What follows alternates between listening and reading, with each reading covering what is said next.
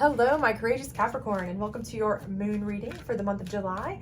If you haven't had a moon reading recently or know what this is like, I do have June ones up for you to check out.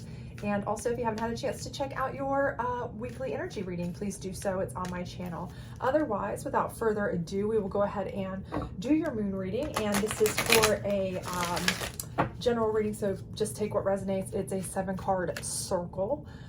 And we will go ahead and get started. The first card is indicative of kind of where you are now or what your current position is, what situation you're dealing with. The second card is what kind of got you into that situation. Third card is similar to a challenge card in a typical tarot reading, in that it is kind of what is keeping you in this situation or your challenge to get out of it. Your fourth card is your ultimate outcome, should you follow the 5th, 6th, and 7th cards. Alrighty, so let's get, hopefully you can see this fairly well, and then we will kind of go through them one by one, hopefully to clarify. But right now I see your current situation is release, okay? So for some of you, you may be in the process of releasing, or you may be just really needing to, okay? So this is something that, you know, if you're in a relationship that you know needs to go, or you're trying to get out of right now, this is what you're struggling with. If it's a job that you know needs to go, and you've either just recently released it or you're really trying to get out of it, that kind of situation, whatever it may be that resonates with you personally, I do feel like you are currently, or in the process of leaving a situation that you know needs to go. It's been something you've been in for a while, I sense, for most of you, but it's, you're having some trouble with releasing it. I don't feel like it was easy for you, for those of you who've kind of already started to get out of it, and for those of you who haven't, that's part of the reason you've been in it for such a long time, is I feel like this is very hard for you to release. So maybe extenuating circumstances, it may be something where you had financial ties to it, or you were having trouble getting out of the job because you didn't have other options, or you were in a controlling relationship, things like that. But for whatever reason, I do feel like this release is a little bit more difficult than it needs to be or should be, right? And what's kind of gotten you into this is trust, right? So you've trusted the process, you've trusted the situation, maybe you trusted the partner that you had, the significant other, maybe you trusted the business or company that you work for much more than you should have. Maybe they were making promises, maybe they were breadcrumbing you. Same with the partner, if it's a significant other, perhaps, they were making promises. Maybe they were, having a partner, there's all you really wanted, and you trusted that that person was going to do right by you, and then, it just wasn't. Didn't pan out to be that way, right?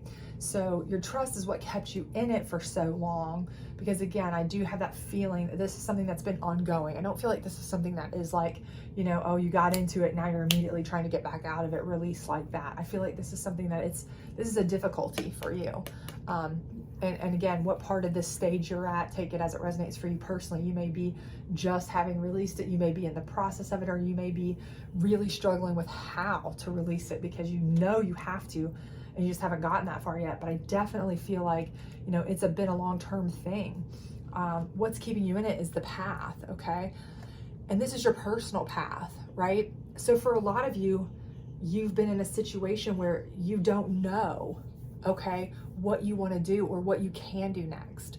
Okay, so for those of you that you've been in a relationship and this is all you've known for a long time, maybe you're in a situation where, you're a stay-at-home parent, and you don't know, what do I do financially if I get out of this relationship? They've been the primary breadwinner, or where will I live? Or if it's a job, if I leave this job, what can I do to replace it that's going to have the same income starting out? I'd have to start over. I don't have the options, those kinds of things.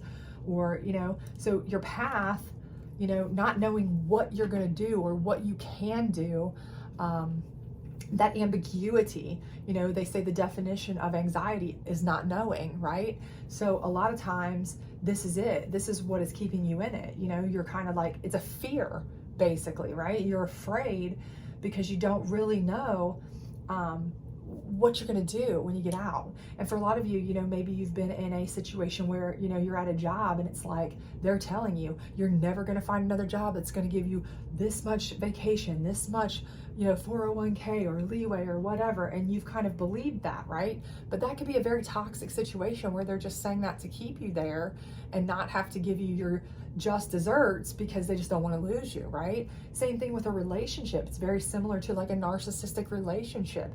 You may be in that kind of situation where you've got a partner that's been telling you over and over, you'll never make it without me. They've got control over you financially, or they own the home or whatever it may be, and they'll tell you things like, you couldn't make it without me, nobody else would put up with your your shenanigans, or you couldn't financially survive without me, all these things, right? So they've kind of put you in that position, and you've trusted that too, to an extent, because narcissistic abuse really can, even in a work environment or a relationship environment, can last for years, and it can really get in there, and it takes a long time to break that cycle, and it leaves you kind of wondering, what would I do? What could I do? What will I do, right? So that's what really keeps you from being able to move forward. So what's your ultimate outcome? And your ultimate outcome is assessing. And assessing in this specific deck is about being able to have choices, being able to choose, being able to have the world as your oyster, look out, decide what you want. What is it I want to do? I can do this, or I can do that. And this is something you haven't had for a long time, right? This is something you don't even know what to do. You don't even know what's out there, really. You don't even know what your options are because you feel right now closed up, like you have no options, okay? But this is your ultimate outcome. To be able to have choices again, to be able to decide, to be able to have freedoms again, right? So this is your ultimate outcome, but how do you get there, right? That's the big thing. What do you do to get there, okay? So the first thing is you have to be hungry, okay? You have to stay hungry. And that means that you have to make yourself your absolute priority, okay? Priority one. Comfort, okay? You may have to take a hit on comfort, right? You may have to leave that comfortable big home, okay? You may have to take a little bit of a hit on finances and move in with a friend for a while. You may have to leave that job that has all those extra benefits and take 2 lesser paying jobs, or side gigs or whatever, to make it for a little while, a short-term bit, right? But as long as you stay hungry and stay focused, you'll make it through that short term of, discomfort potentially, to get to a much, much better place, right? Because otherwise you've got long-term discomfort here, right? So stay hungry for your big goals. See yourself as the primary priority, and your long-term goals as what you are looking forward to, you're hungry for, right? And just keep that in mind, right? And then extremes, okay? And it's gonna take extremes. Let's just be honest, okay? Anytime you are locked into a situation, especially if there's been like a narcissistic situation here, or, you've got people who are holding you in a way that makes you feel like you're under kind of a control, or you have lack of options, opinions, choices, those kinds of things, it's going to take an extreme move. You may have to cut ties completely.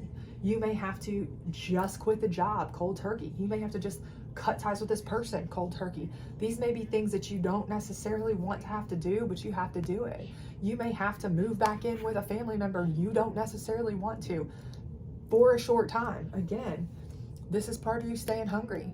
Look, your goal is you, and the ends may justify the means. So you know what? The means may be that you have to, again, move in to a place with your parents again, or your kids, or something that's really not the greatest. You may have to take 2 jobs that you don't necessarily love to get you through until you can find a great job for you, in the short term. But just look at it as a short term.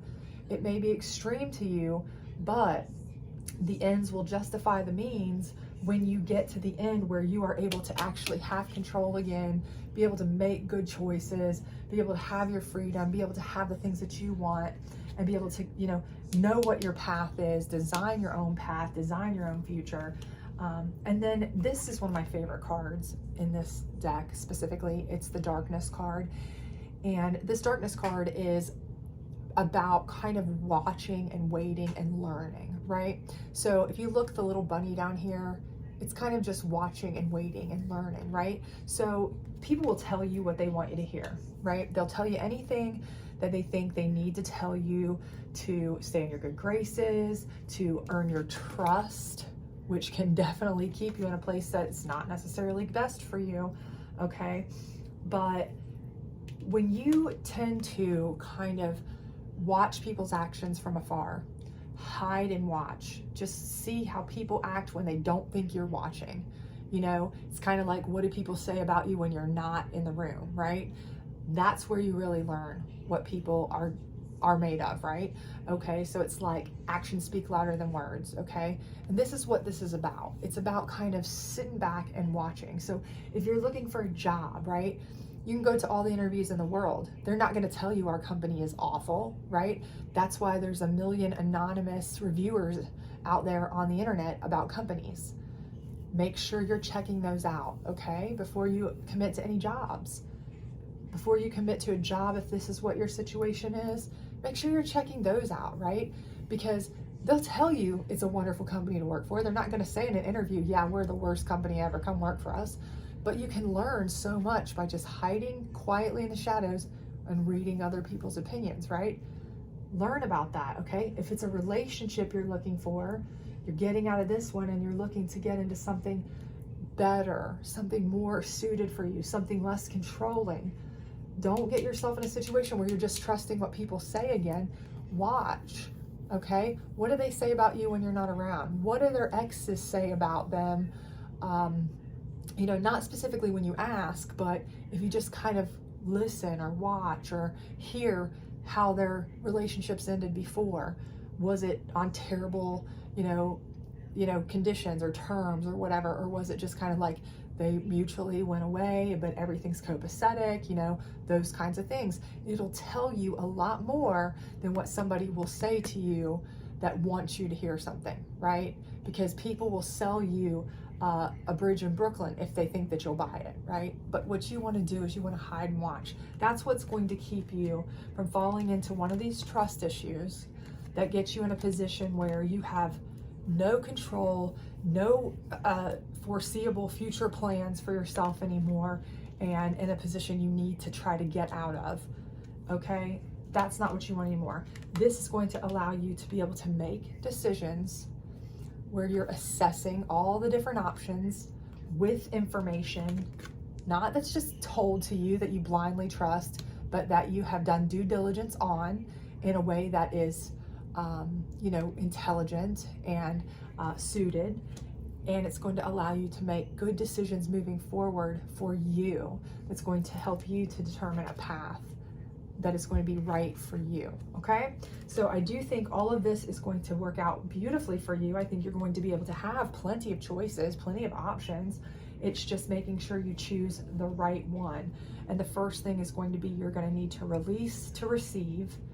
And then to receive, you're going to have to, you know, really stay hungry, stay focused on making yourself a priority, and make sure that whatever steps you take, that even if they do feel like you're taking steps back, even if they do feel like they're, oh, this really stinks. You know, I went from having a beautiful spouse and a house or a beautiful job and all of this, and now I'm doing these crap side hustles just to survive, or I'm living in, you know, my parents' or my kids' basement or whatever. Look at that as a short term. It's an end, you know, it's a means to an end, okay? And the end is ultimately you having options again that you choose, that you are in control of, okay? So hopefully this worked out for you. If everything resonates with you, please do like, subscribe, share, all that other great stuff, and make sure to hit that notification bell so that you can get your July reading. Thanks, bye.